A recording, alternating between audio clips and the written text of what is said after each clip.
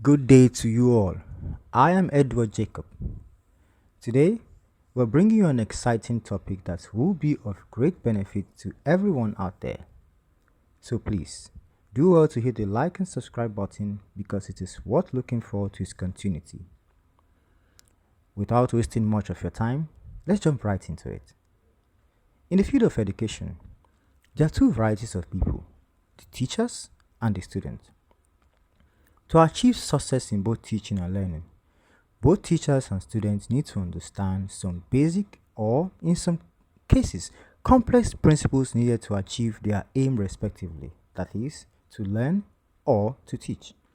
Such understanding can thus create a successful learning environment for both parties respectively.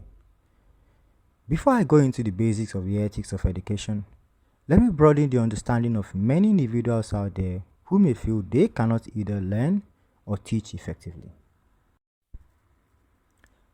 Growing up, I saw this world where one has to go through the learning process of a particular institution, which has a whole lot of teachers, processes, and professors for one to attain the recognized learning class, or so to say, grade good enough to get, say, a job or, say, a seat in the so-called high table of life. True, I will not ignore or push away the fact that having the opportunity to be in any of the institution is really wonderful, so don't throw that away. In fact, use the opportunity, grab as much knowledge as possible, and utilize that knowledge. Not just holding on to it, but in fact, developing it into a usable activity to both yourself and the world around you. The topic I'll be highlighting in this video will help you see ways you can learn and to get better understanding of anything that is being taught in school or wherever learning is coming from. Personally, I would say I fall among the class of individuals which in a sense doesn't really have that much opportunity of attending a higher institution. To an extent, I indeed learned, studied under one. That one I would say introduced me to many doors of gaining knowledge. My first learning journey is in the field of electrical installation and maintenance practice. I was enrolled into a technical college, studied electrical installation and maintenance practice, interestingly, and yet a wide course of study. Believe me, I loved it. But funny enough, those years in school, I really didn't get the real deal about electrical installation. With time, I found the secret to better understanding and skills to successful teaching, which has helped me in my journey in life till this very moment. Personally, I believe my understanding of a better education is for every individual because at one point in our life, we'll have to learn or teach. That brings me to this aspect of my video. I need to help answer some questions that I know will be of great help to teachers and students alike, wherever and whoever this video meets. Do you know, there is a rather interesting system of learning and teaching which we all can adapt to, and I'll try as much as possible to break them to better help those who are willing to learn a new course or, on the other hand, teach something to someone or a group of people. At the end, you will gain a better understanding of how to learn better and in time, learn faster. Also, teachers will be able to see varieties of paths that can help them teach any individual with ease, help themselves become a better teacher or instructor. We'll focus on the aspect of the students and leave the teachers for the last. It is basic practice that when a student is being taught by a teacher or an instructor, they are expected to listen and in the process of listening, understand what is being taught. On many occasions, a door is open to questions from the teacher to further tackle deeper aspects of explaining what was taught. Remember one fact. Every teacher has a reasonable volume of knowledge they wish to dispense to their students, and a little bit of backup plan in case they need to explain further for clearer understanding. The goal, thus, is for the student to get a reasonable understanding of the topic being taught. In a sense, closer or better than they themselves understand it. My question then is this: how can a student get better and not just closer to the knowledge being passed by the teacher? Hey, he's the teacher. Should you get a better understanding of a topic than the one who is teaching? Let's just relax here. I'll point out some few tricks that can help, and if you as a student can apply some of the tricks I'll point out or find it helpful, or has a better way to gain more knowledge from what is being taught than you have used, feel free to share for the benefit of students all over the world who are willing and ready to develop their knowledge in their various learning environments. First key, learn to tell yourself you dare to learn. It is like opening a blank sheet in your mind, ready to write down something new, ready to take in the information being passed. Personally, for a start, I like telling myself, you know nothing about this topic and you need to know about it. That helps me focus on the teacher's words and how the topic is being presented. Like a video camera capturing every moment from visual to sound, to body movement, facial expression, and so on. A learning detective. How would this attitude help? When you listen carefully, you'll be able to figure out parts of the topic that are not clear enough, parts that are partially understandable, and most importantly, parts that is completely dark. This idea of figuring out I call crumbs of a whole information. At the end of the class, there will be a picture of the topic. Sometimes the picture may be blurry or inconclusive. Most times, partly understandable, or just clear enough, pieces of a puzzle. If though you're privileged to have a teacher who opens a door to questions, that's where the missing pieces can be found. That is mostly done by strategic questions. These questions should be asked boldly based on how you understand the topic. Remember, learning is tied to an individual, while eventually others with varieties of understanding of a particular topic might contribute in broadening that understanding. What are the do's and don'ts of asking questions?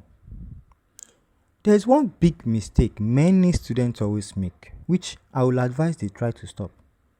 When a teacher or instructor is in the middle of a session, there is a flow.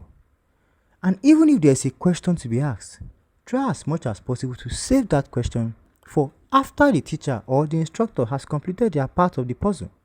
Like, you may choose to take notes. Put down those questions so you don't forget them. Never bank on interrupting a teacher or instructor during a session. What are some disadvantages of such interruptions? I'll point out two. One, I'll call it disruption. This changes a flow of tact in which the teacher employs to keep an understanding track straight. As the teacher delivers a so-called script of their understanding, they tend to readjust their teaching pattern based on a student's or class atmosphere, or sometimes reaction when they sense the message is not being grasped by their audience. 2. Every time a question interrupts that adjustment, the purpose of the adjustment may be written off completely and they fall back to the original script. But when you wait till the end, there is always a 95% chance the question in mind might be answered. But if not, at the end, it can be asked. The point is, always teach yourself to listen. Then, identify part of what is being taught that is unclear. Be willing to ask questions to solidify your understanding of what is being taught. Second key, seeking for more, which involves going deeper into the source material which you have gotten from listening. It is common that after every class, a student needs to review the information being taught and try to understand the points and meaning. Mostly, students tend to do this to mentally prepare themselves for a test or worst case scenario, an examination. Whether word for word or through explanation, they expect that regular review of the material from any respective class session will enable them ace any question or challenge they come across. What then does seeking for more require? Remember, every teacher depends on a source material to teach a particular topic. That will have taken tons of time to put together and possible deep research for the purpose of accuracy and deep understanding. Would it not be of advantage if a student, after gaining that information backed by deep research, try as much as possible to either reconfirm the source of the information given or dig even further?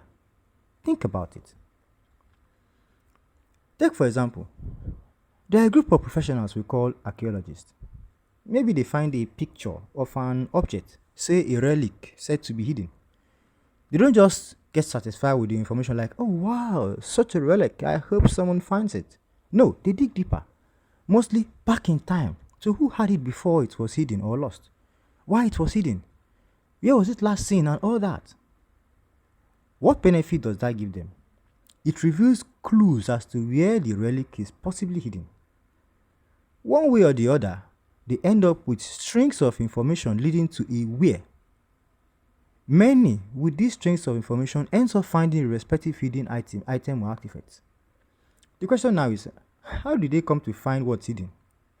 Digging deeper into the given information, trying very hard to know more than is given.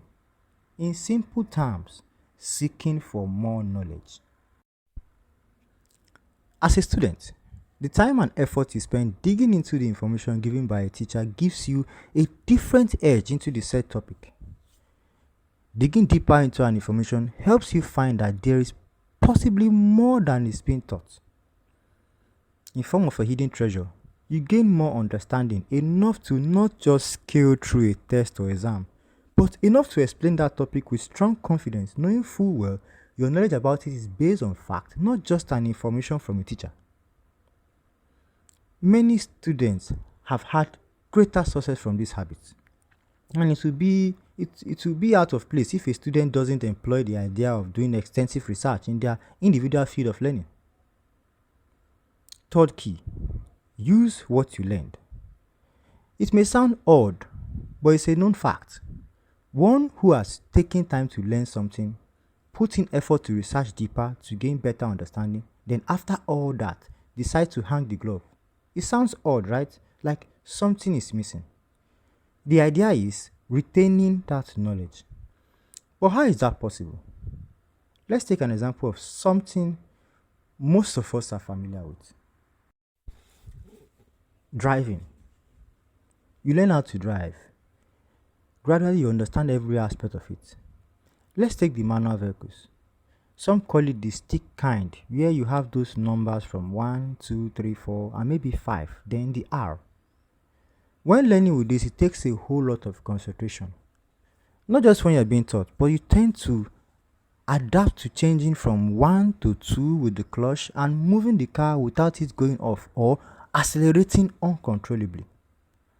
Gradually, you begin to master the pattern of the clutch pedal and the accelerator.